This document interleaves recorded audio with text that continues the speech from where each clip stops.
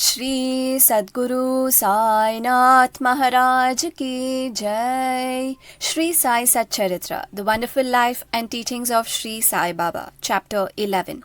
Sai as Sagun Brahma, Dr. Pandit's worship, Haji Siddiq Falke, control over the elements. Let us now in this chapter describe the manifested, that is Sagun Brahma Sai, as to how he was worshipped and how he controlled the elements. Sai as Sagun Brahma. There are two aspects of God or Brahma, the unmanifested, that is Nirgun, and the manifested, that is Sagun. The Nirgun is formless while the Sagun is with form, though both denote the same Brahma. Some prefer to worship the former, some the latter. As stated in the Gita, chapter 13, the worship of the latter is easy and preferable. As man has got a form, body, senses, etc., it is natural and easy for him to worship God with form. Our love and devotion do not develop unless we worship Sagun Brahma for a certain period of time, and as we advance, it leads us to worship, meditation of Nirgun Brahma.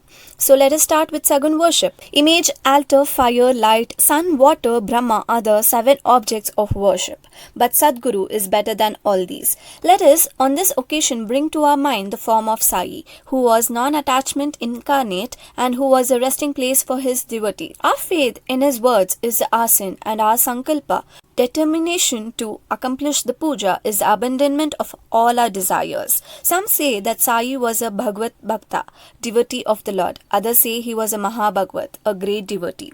But to us he is God incarnate. He was ever forgiving, never irritable, straight, soft, tolerant, and content beyond comparison. Though he looked embodied as having the form, he was really disembodied, emotionless, unattached, and internally free. The Ganges on its way to sea cools and refreshes the creatures affected with heat, gives life to the crops and trees, and quenches the thirst of many. Similarly, saints, souls like Sai, while they live their own, gives solace and comfort to all. Lord Krishna has said that the saint is my soul, my living image. I am he, or he is my pure form, being. This indescribable Shakti or power of God, known as pure existence, knowledge and bliss, incarnated in the form of Sai in Shirdi. The Shruti, Taittiriya Upanishad, describes Brahma as pure bliss. This we read or hear daily in books, but the devout people experienced this Brahma or bliss in Shirdi. Baba, the support of all, required no prop or asin from anybody. He always used a piece of sackcloth for his seat, which was covered with a small mattress by his bhaktas and had a bolster placed by them, rest as his back. Baba respected the feelings of his devotees and allowed them to worship him as they liked. Some waved chamar or fans before him, some played on musical instruments, some washed his hands and feet, some others applied scent and chandan, some gave betel nut with leaves, and some others offered naivedya. Though he looked like living in Shirdi, he was present everywhere. This all-pervasiveness of his was daily experienced by his devotees. Our humble prostration to this all-pervasive Sadguru. Dr. Pandit's worship. One Dr. Pandit, a friend of Tatya Sahib Nulkar, once came to Shirdi for Baba's darshan. After saluting Baba, he sat in the masjid for some time. Baba asked him to go to Dadabhat Kelkar. He went to Dadabhat, by whom he was well received. Then Dadabhat left his house for puja and Dr. Pandit accompanied him. Dadabhat worshipped Baba. Nobody until then dared to apply sandal paste to Baba's forehead. Only Mahalsapati used to apply it to his neck. But this simple-hearted Dr. Pandit took Dadabhat's dish containing puja materials and taking sandal paste out of it, drew a tripund, that is, 3 horizontal lines on Baba's forehead. To the surprise of all, Baba kept silent, not uttering a single word. Then Dadabhat that evening asked Baba, "How is it that though you object to the sandal paste being applied by others to your forehead, you allow Dr. Pandit to do so?" Baba replied that Dr. Pandit believed him to be the same as his guru, Raghunath Maharaj of Dopeshwar, known as Kaka Puranik, and he applied the paste to his forehead, as he was doing to his guru, hence he could not object. On inquiry, Dr. Pandit told Dada Bhat that he took Baba as his guru Kaka Puranik and realized him as the same. Hence, he marked the tripund on Baba's forehead as he did on his gurus. Though Baba allowed devotees to worship him as they pleased, still sometimes he acted in a strange way.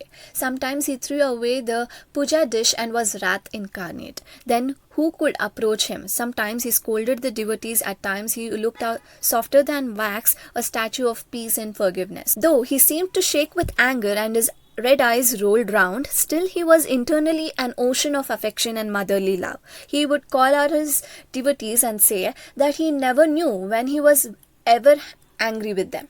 If it was possible that mothers could kick their children and the sea turn back the river, he too could neglect the devotees' welfare. That he, the slave of his devotees, always stood by them and responded to them whenever they called upon him, and that he always longed for their love.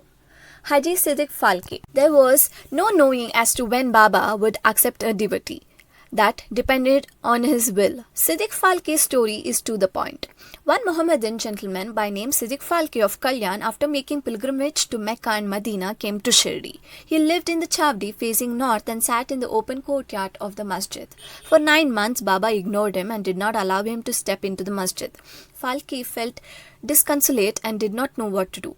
Somebody advised him not to be disappointed, but to try to approach Baba through Shama, Madhavrao Deshpande, a close and intimate devotee of Baba. He told him that as they approached the Lord Shiva through his servant and devotee Nandi, so should Baba be approached through Shama. Falke liked the idea and implored Shama to intercede for him. Shama agreed and on a convenient occasion spoke to Baba about him thus: Baba, why don't you allow the old Haji to step into the masjid while so many persons freely come and go? After taking your darshan, why not bless him once? Baba replied, Shama, you are immature to understand things. If the fakir Allah does not allow, what can I do? Without his grace, who will climb into the masjid? Well, go to him and ask him whether he will come to the narrow footpath near the Barvi well. Shama went and returned with an affirmative answer. Again Baba said to Shama, ask him whether he is willing to pay me the sum of rupees 40,000 in 4 installments. Shama went and returned with the answer that he was willing to pay even 40 lakhs. Again Baba said to Shama, we are going to cut a goat in the masjid, so ask him whether he would like to have its meat haunch or testicles of the goat. Shama returned with the answer that the Haji would be happy to receive a small crumb from Baba's kolamba, mud pot. Hearing this, Baba got excited and with his hands threw away the earthen jars and kolamba and straightway advanced to the Haji and lifting his kafni up in arms said, why do you brag and pose yourself as an old Haji? Do you read Quran like this? You are proud of your pilgrimage to Mecca, but you do not know me. Being thus scolded, the Haji was confounded. Baba then went back to the masjid, purchased a basket of mangoes and sent them to the Haji. Then again Baba went to the Haji and taking out rupees 55 from his pocket gave them in Haji's hand. Thenceforth Baba loved the Haji, invited him for meals, and Haji thereafter came into the masjid whenever he liked. Baba gave him at times some rupees and thus the Haji was enrolled in Baba's darbar. Baba's control over the elements. We shall close this chapter after describing 2 incidents showing Baba's control over the elements. Once at evening time, there was a terrible storm at Shirdi. The sky was overcast with thick black clouds. Winds began to blow with great force. Clouds roared and lightning began to flash and rain started pouring in torrents. In a short time, the whole place was flooded with water. All creatures, birds, beasts and men got terribly frightened and they all flocked to the masjid for shelter. There are many local deities in Shirdi, but none of them came to their rescue. So they all prayed to Baba, their God, who was fond of their devotion, to intercede and quell the storm. Baba was much moved. He came out and standing at the edge of the masjid, addressed the storm in a loud and thunderous voice. Stop, stop your fury and be calm. In a few minutes the rain subsided, the wind ceased to blow, and the storm came to stop. Then the moon rose in the sky and people went back home well pleased. Second occasion was that, on another occasion at noon, the fire in the Duni began to burn brightly. Its flames were seen to be reaching the rafters above. The people who were sitting in the masjid did not know what to do.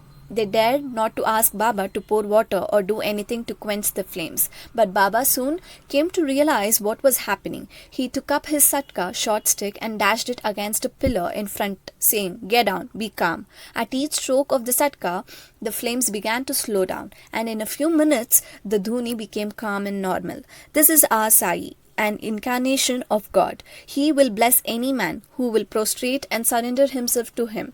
He who will read the stories of this chapter daily with faith and devotion will soon be free from all calamities. Not only this, but always attached and devoted to Sai.